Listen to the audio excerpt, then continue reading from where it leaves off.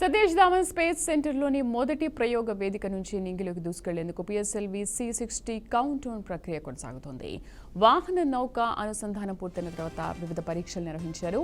వాహన నౌకలోని అన్ని దశలు పనిచేస్తున్నట్లు శాస్త్రవేత్తలు గుర్తించారు. PSLV ప్రయోగానికి 25 గంటల పాటు కౌంట్ డౌన్ నిర్వహించేలా శాస్త్రవేత్తలు నిర్ణయించారు. దీంతో రాత్రి 8:58 కౌంట్ డౌన్ స్టార్ట్ అయింది. ఇది నిరంతరాయంగా కొనసాగిన పిదప ఇవాళ రాత్రి 9:58 PSLV C-60 కక్షలోకి దూసుకెళ్లనుంది. అంతరిక్షంలోనే 2 చిన్న వ్యోమ నౌకలను డాకింగ్, అన్డాకింగ్ చేయగల సాంకేతికత అభివృద్ధి లక్ష్యంగా ఈ ప్రయోగం సాగనుంది.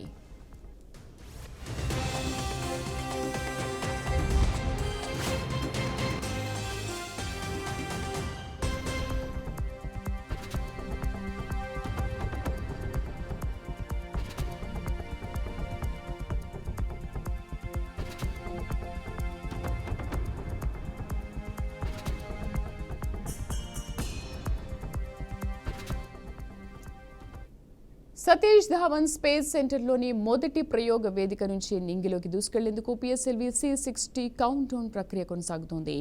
వాహన నౌక అనుసంధానం పూర్తయిన తర్వాత వివిధ పరీక్షలు నిర్వహించనున్నారు. వాహన నౌకలోని అన్ని దశలు పనిచేస్తున్నట్లుగా శాస్త్రవేత్తలు గుర్తించారు. PSLV ప్రయోగానికి 25 గంటల పాటు కౌంట్ డౌన్ నిర్వహించేలా శాస్త్రవేత్తలు నిర్ణయించారు. కరెస్పాండెంట్ సాగర్ పూర్తి సమాచారం అందిస్తారు. సాగర్, పూర్తి స్వదేశీ పరిజ్ఞానంతో రూపకల్పన చేసిన 400 కేజీల బరువు కలిగిన స్పెడెక్స్ అనే జంట ఉపగ్రహాలను ఇస్రో శాస్త్రవేత్తలు సరికొత్త ఆర్బిట్ లోకి పంపేందుకైతే శ్రీకారం చుట్టారు. ఈ రోజు రాత్రి 9:48 PSLV C-60 రాకెట్ ప్రయోగం ద్వారా స్పెడెక్స్ అనే ఉపగ్రహాన్ని నింగిలోకి పంపేందుకు శాస్త్రవేత్తలు షార్లోని మొదటి లాంచ్ ప్యాడ్ వద్ద యుద్ధ ప్రాతిపదికన రాకెట్ అనుసంధాన పనులన్నీ కూడా పూర్తి చేశారు. PSLV C-60 రాకెట్ ద్వారా ఈ మిషన్ ఈ రోజు ప్రయోగించబోతున్నారు. స్పెడెక్స్ అనే జంట ఉపగ్రహాలను ఇప్పటి వరకు ప్రవేశపెట్టిన కక్షలో కాకుండా సరికొత్త ఆర్బిట్ లకి ఈ శాటిలైట్ ప్రవేశపెట్టున్నారు శాస్త్రవేత్తలు. ఈ ఉపగ్రహం ద్వారా సరికొత్త విలువైన సమాచారంతో భవిష్యత్తులో జరిగే స్పేస్ స్టేషన్ నిర్మాణంలో పరిశోధనలు చేపట్టడం, అలాగే డాకింగ్ టెక్నాలజీ అందుబాటులోకి తీసుకురావడంలో కీలకంగా దోహదపడుతుంది. స్పేస్ షటిల్ నుంచి డాకింగ్ అంటే అన్డాకింగ్ పరీక్షలు చేపడుతున్నారు. అందుకోసం 200 కిలోల బరువు ఉన్న జంట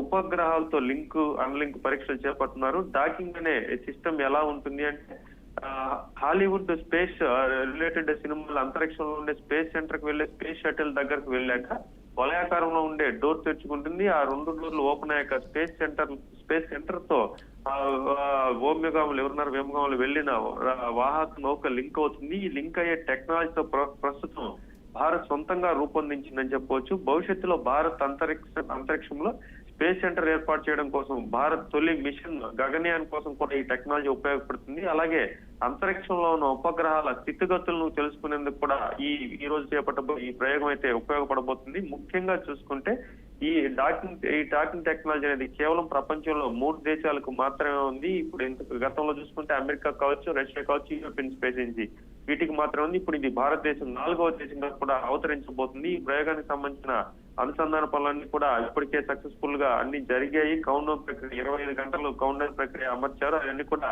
ఇప్పటికే పూర్తయ్యాయి. దీనికి సంబంధించి ఇప్పుడు అనుసంధాన పనులు పూర్తి చేసుకున్న రాకెట్ ను స్టార్ డైరెక్టర్ ఆర్ముగం రాజరాజన్ శనివారం ఈరోజు ఉదయం 8 గంటలకు కూడా అంతా కూడా సవ్యంగా ఉందని చెప్పి ఒక స్టేట్మెంట్ ఇవ్వడం జరిగింది. అలాగే ఈ రోజు ఏదైతే ఉందో సాయంత్రం 9:45 PSLV C-60 రాకెట్ ని ప్రయోగించబోతున్నారు. దీంట్లో ముఖ్యంగా కూడా ఈసాతో మనకు ఒక ఒప్పందం కుదిరిందని చెప్పొచ్చు. ఈసా అంటే యూరోపియన్ స్పేస్ ఏజెన్సీ అని చెప్పొచ్చు. ఈ యూరోపియన్ స్పేస్ ఏజెన్సీతో ముఖ్యంగా యూరోప్ పరస్పర సహకారానికి కూడా ఇప్పటికే ఒప్పందం కుదిరింది.